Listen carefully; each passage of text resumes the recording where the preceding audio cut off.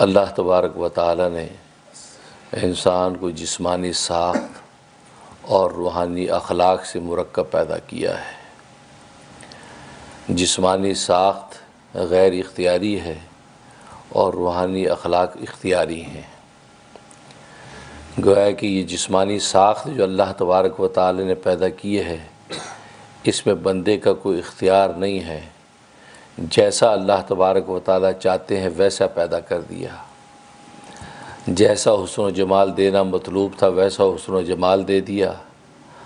جسمانی اعضاء کا تناسب جیسا دینا مقصد تھا ویسا دے دیا۔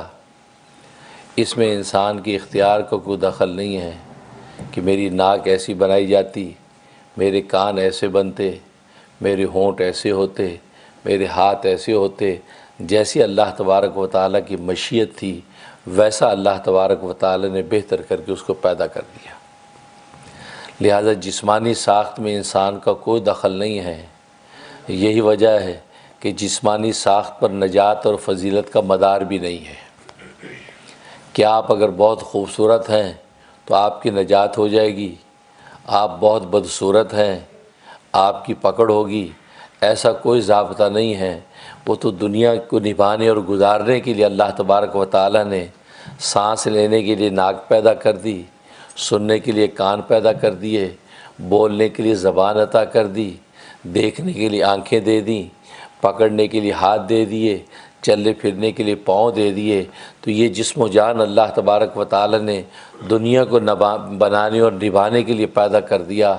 اس کے اندر نجات اور فضیلت کو کوئی دخل نہیں ہے۔ جس کی جیسی ایفرٹس ہوں گی اللہ تبارک و تعالی ویسے دنیا کے اندر اس کو بدلہ عطا فرما دیں گے۔ اگر ایک بہت خوبصورت انسان دنیا کے اندر کوئی ایفرٹس اور محنت نہیں کرتا تو اس کے لیے کوئی صلہ نہیں ہے۔ ایک بدصورت انسان دنیا میں خوب ایفرٹس کرتا ہے، خوب محنت و تگ و دو کرتا ہے، تو من جد وجدہ، جو جتنی محنت کرتا ہے اللہ تبارک و تعالی اتنا اس کو صلہ عطا کر دیتے ہیں۔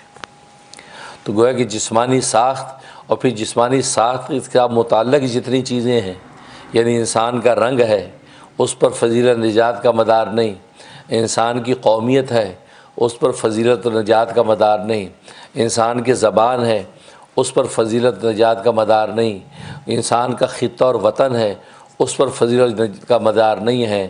اس لیے کہ ایک شخص جو عربی ہے وہ عربستان کے اندر پیدا ہوا عربی بن جاتا ہے، ایک جو حبشہ کے اندر پیدا ہوا وہ کالا حبشی بن جاتا ہے۔ لہذا چونکہ جس خطے میں پیدا ہوا یہ پیدا ہونا انسان کے اختیار میں نہیں ہے، اس لیے اللہ تبارک و تعالی نے خطوں کے تغیر تبدل پر بھی نجات اور فضیلت کا مدار نہیں رکھا ہے۔